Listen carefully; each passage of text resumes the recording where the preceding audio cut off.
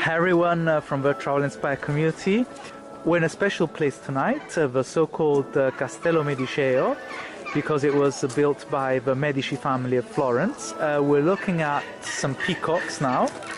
We'll be showing you some more animals. Anyway, we're here tonight for an event called Vesuvium, the days of Lacrima Christi.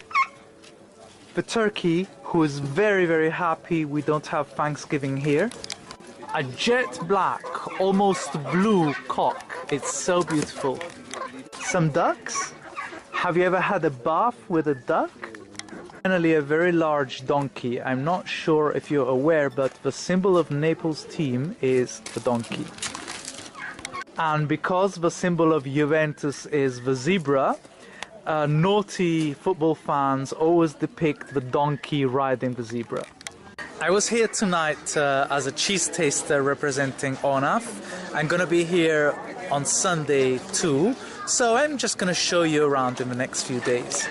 Here we have some equipment for pressing grapes and obviously making wine. So this is called torchio in Italian, the press for the grapes, but in Neapolitan it's called otrocchio. And the old way of pressing grapes with feet here. So the old barrel for pressing grapes with feet is here for a reason. One of the organizers of the event explained that they want to create a link between the past and the present. So they want children to actively press grapes with their feet tomorrow to see how wine is made so that the tradition is not lost. These are the famous tomatoes of Vesuvio, and in the winter we hang them outside the window on our balconies, and they kind of dry and they last through the winter. The latest trend in the production of cherry tomatoes is to make yellow tomatoes, which are even sweeter than the red ones. So now people are starting to have pizza with red cherry tomatoes and yellow cherry tomatoes. So these wines are obviously made around Vesuvius. Vesuvius has a very, very fertile soil because it drains water very well. So all the grapes come out very strong and with lots of sugar, so they make good wines. But the special thing about these bottles is they're standing, or rather sitting, on a rock of lava from Vesuvius itself.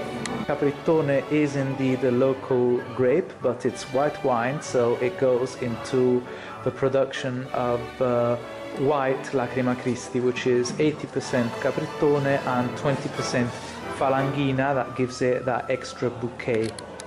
However, I'm very fond of Catalanesca, which is a locally produced wine, and not many people sell Catalanesca. It's more of a thing of friendship, and I tasted it the first time with this friend, Peppo Fragolese. This young lady represents the wine producer, Saviano 1760, so it's really ancient, really old. And they've brought some historic bottles here.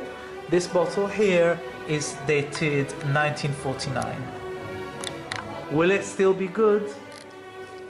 Who knows? Good morning, everyone. I'm here with Vincenzo from high school in Ottaviano. He's learning to be personnel in halls of restaurants, and he's the ideal helper today because he's allergic to cheeses and mozzarella. So we have cheeses and mozzarella, but he can't eat any. He's very, very serious and very committed.